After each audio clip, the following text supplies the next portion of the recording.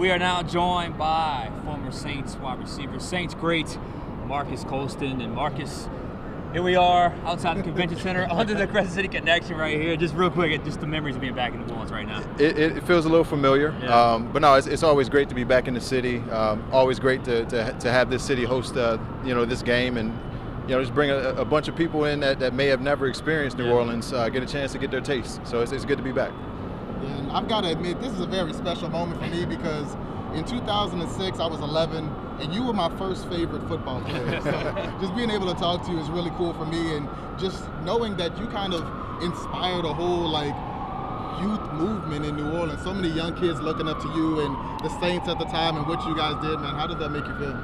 It's an amazing feeling. At the time you're just kind of doing the job and just trying to make sure that you're the best player you can be and win as many games as possible. But opportunities like this to kind of see it in retrospect and understand the impact and understand some of those ripples, it's an amazing feeling. And again, it's just always good to be back here in New Orleans. It's always second home for me. Yeah, you're back here and you've partnered up with the Atlas Earth app, new technology.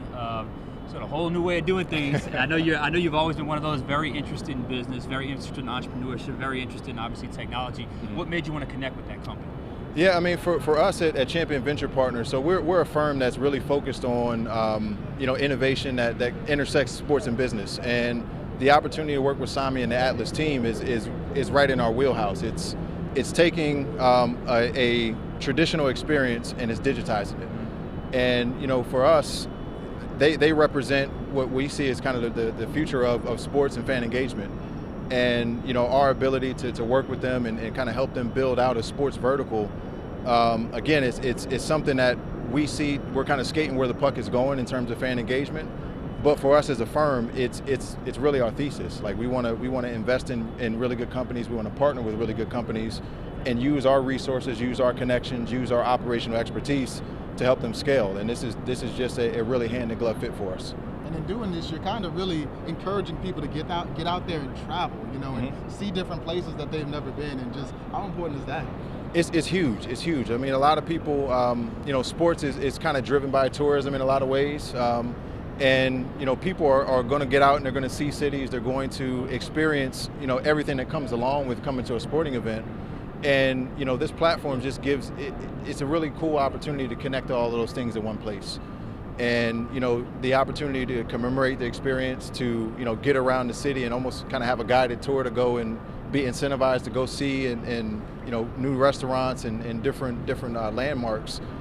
It's what fans typically are used to doing, and now you just kind of have a platform that puts it all in front of you in one aggregated place. It's like old school and new school, just kind of whole worlds collide there. For sure. I'm gonna take a little walk down memory lane with you. We were in Miami 15 years ago. For a player, I was there covering the game. Super Bowl week. How different was it, and was it hard to keep focus on the task at hand? Because it wasn't just you guys at the Super Bowl, it was just hard enough. This city was going crazy because it just had never been done, and it still hasn't been done. Yeah. So how hard was it to compartmentalize? It's a task because you know that everything's going on around you. You know why you're there, and ultimately for me and really for the rest of the team, it was like, how do you create this bubble and just try to make it as normal of a week as possible. You still, have a work week. You're in practice from Wednesday to Saturday, prepping for the game, and you just try to block out as much of the noise as possible.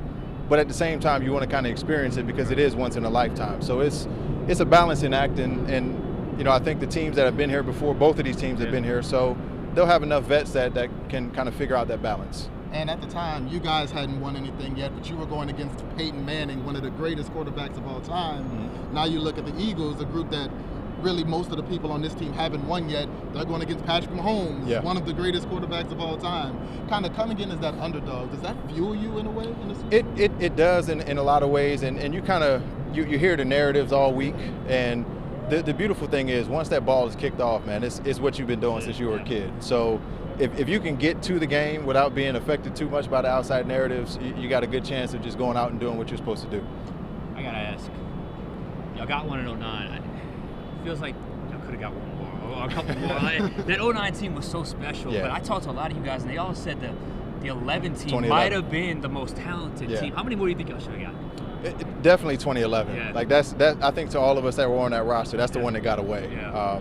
But that's this game. Yeah. You know, it's not always talent. It's sometimes the ball's got to roll your way. Yeah. And for as good as we were, for as many points as we scored, for as many turnovers as we caused, just wasn't our year. It's a beautiful offense. My God, it was so outstanding. It was like perfect offensive football. Absolutely. And now looking at the Saints today, obviously when you got here, it was a very quick rebuild. The Saints weren't very good before you got here. Sean got here, Drew got here, and you guys built them up to that apex. That's kind of where this team is right now, trying to build back up to that apex. Yeah. What do you remember from that time and just the process of getting to be that Super Bowl team? Yeah, I mean, it's a lot of us came in so young. Like that 06 draft class that I was a part of, we had a bunch of new free agents. There was just a lot of uncertainty, a lot of question marks. And any time that you enter a situation like that, it's just put your head down and go to work. So I think for a lot of us, those first few years, we didn't really have this grand plan. We were just surviving and trying to make, a great situation. And, I think this is a business that operates in cycles. And one of the things that makes it challenging to sustain success is, when you become successful, all the talent leaves. Yeah. The coaches get hired, the players get acquired in free agency.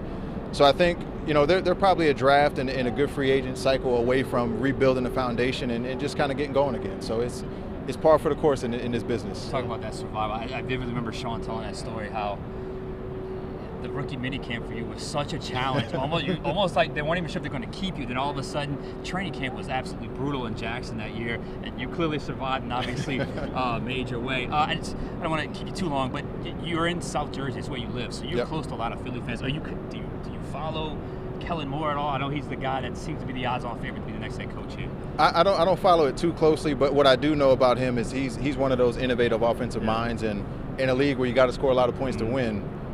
He seems like he's got a lot of the right tools. The roster, offensively, they've got a lot of playmakers here.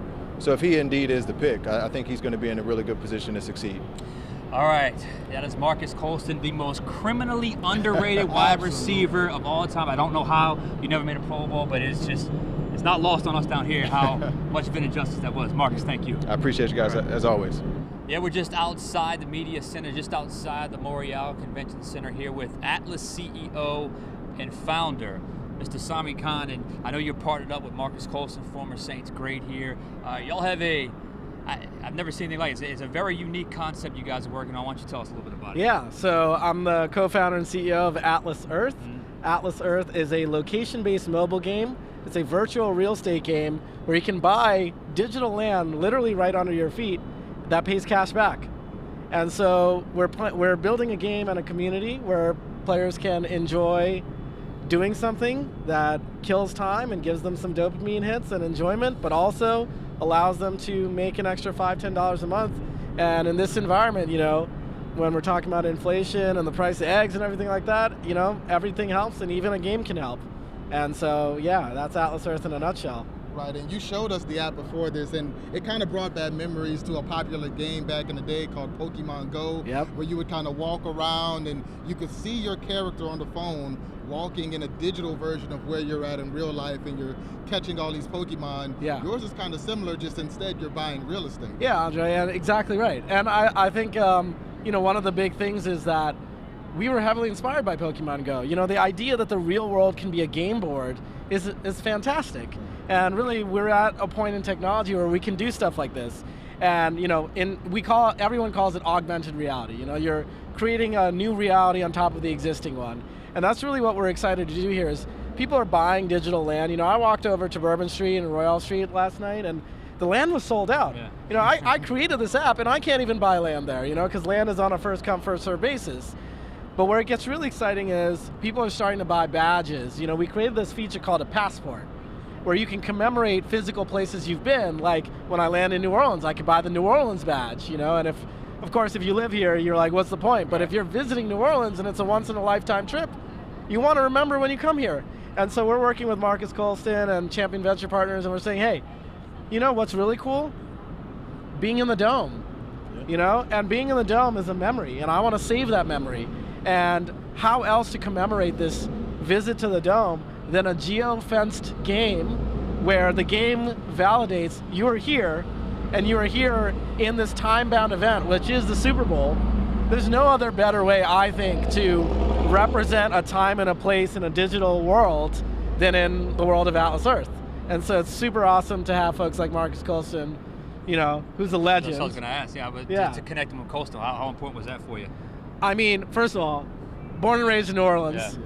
You know, when I saw the Saints win the Super Bowl, I mean, it's a core memory. And so the idea that as a co-founder now, to be able to like get breakfast with Marques Colston and talk about this dream that I had 8 years ago with my partners to build it into an app, and now him going, you know, wow, this is the future of sports. This is the future of digital, you know, the extension of what the sports teams and the league should be doing is so validating. So, you know, obviously I'm transcending beyond just being a fan of Marques Colston to realizing this guy he's at the forefront of way more than just being what he used to be. Yeah. You know, he's on the board of companies and he's doing amazing things. He is, yeah. And now he's over here with us, helping us make introductions to amazing teams and amazing leagues.